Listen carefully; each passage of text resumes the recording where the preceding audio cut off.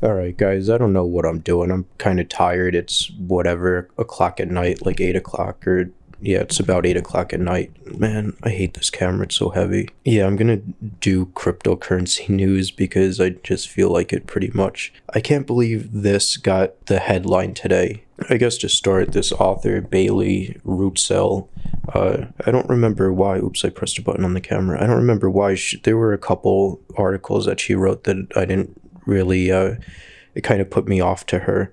This is just about like getting a microchip put into your hand. Apparently some guy did it. Mr. Bitcoin Marcin Wismiter did it back in 2014 to hold his private keys or whatever. I don't see how this article got like first page or top story, I mean. So I guess the author too has the chip implanted in her hand, but like this whole entire article explaining like all this stuff about biomedics or whatever was all just to say like at the end about two companies that are working on a chip to do this. And then she gives an example of a NFC based chip on her hand as two-factor authentication. So like every time you send cryptocurrency, you have to tap your phone or whatever device to your hand to authenticate. But the thing I see wrong with that is there's no password there. Like anyone could just tap against your hand or whatever. Like, and if you're dead, like if you're dead, then someone just taps against your dead hand and takes all your money and stuff. Like you can't fend off someone when you're dead. And if you're robbed too and like held at gunpoint or like kidnapped and tied up, like just tap their phone to your hand and it's gone, you know? This next article is pretty cool. Well, what I liked about it is just that it talks about like encouraging companies to reach out to the regulators and securities regulators and work with them, and then they're less likely to get in trouble if they're at least trying to make an effort to abide by U.S. laws. And also says, I forget where it is exactly in here, but it says like companies or cryptocurrencies that try to regulate with offshores regulations, like how EOS did the offshores thing in I don't remember where it was that they hosted their company or whatever, but they're better off just going by U.S. law and all that, or at least trying to be accommodating to it, or you know what I mean, at least try to work with it. So this article actually relates to something that happened yesterday.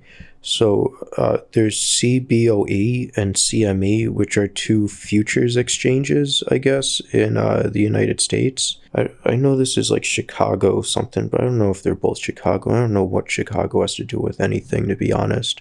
But yeah, so CBOE said that they're discontinuing Bitcoin futures on their exchange in June. I think they end, all the contracts end.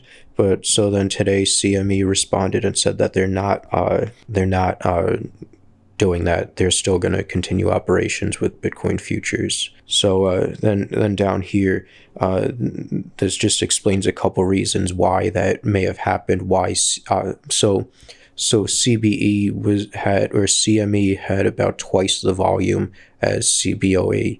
And so that's one of the reasons probably why CBOE pulled back. They say like here, I guess the cost to get involved with CBOE was a bit higher than CME, and CME offered a lot more options for trading and stuff. Then here it says that CME invested more into marketing Bitcoin futures and promoting it, whereas CBOE didn't really do that. So I only really look at Ethereum's price because that's all that I own.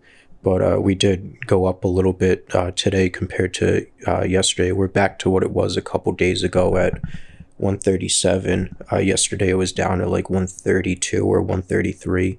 So that's good because it shows that the market's not going to continue declining in their support there. This article just says that today Bitcoin had its most activity, most trades by volume, most trading volume since I guess April 25th of last year.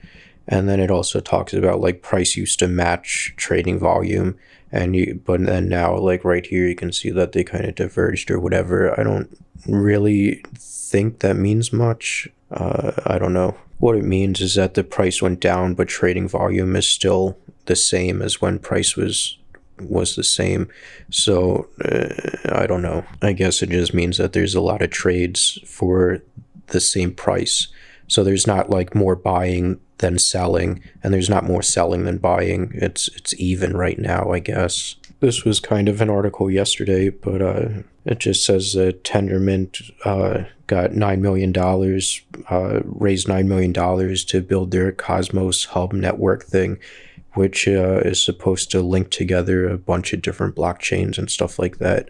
I don't know anything about Tendermint or Cosmos, so I'm not going to comment on any of this. So next, there's this article just saying, like, ProgPoW was approved or whatever. Then at the end, it says that this one guy, whatever, says that it could be taken away or something, the approval status, I don't know. But that caused me to react with the Reddit post. Well, it caused me to go to Reddit to see if anything, if the article was posted or anything was said about it or whatever. And I saw this, how ASIC makers are campaigning against ProgPoW, which I read this article. I don't think I read this one, but this one makes some very good arguments.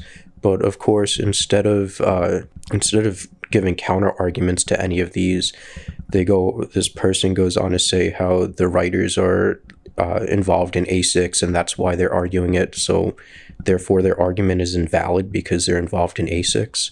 I don't really get that strategy of counter argument there. But yeah, so I replied to it, and then I also made my own new post, which thankfully hasn't been deleted yet. I know the mods in the past have deleted my stuff, but yeah, go check out my ProgPoW video if you want to know more about why I'm against it. I don't know anything about Gatecoin exchange or anything like that. This article, I just wanted to touch on it for another point, but I'll run through this real quick. So basically, Gatecoin, the exchange shut down because of problems with their payment processor. I guess their banks were closed and their payment processor didn't want to have anything to do with them, and so then they got another payment processor and they ended up like holding their funds or something or whatever. The message that I want to say about stuff like this is just to remind you guys, don't hold any of your cryptocurrency coins or anything on an exchange, because stuff like this can happen out of nowhere. So just be careful with all that stuff. So this article about Mt. Gox and Mark Karpelès, he was finally sentenced, which he got off pretty easy for everything that happened. So he received a 2.5-year suspended sentence in lieu of is the right term. He has to maintain a good record over the next 4 years to avoid the jail time. I'm curious how he's been surviving these last like 5 years, I guess. Like, obviously I don't believe he's been working and he's just been dealing with this. I don't know how he's made any money over the last 5 years to support himself or anything like that. It's a pretty devastating thing. But thankfully, like, most of the funds were recovered, I think. Maybe not most of them, but people who lost money in Mt. Gox now are getting money back, and I don't remember the whole details behind all that or whatever, but in my mind, like, Karpelès was just like kind of ignorant and not good at running an exchange and doing all that. So it's just like incompetence, I guess. I don't think he's a bad guy, and he's apologized like profusely for everything that has happened and whatever. So in my mind, like, he's done as right as he could after all of this. But don't take that as me saying that you guys should trust him and whatever new projects he ends up working on or whatever. You should always be careful about that, especially with his track record and everything.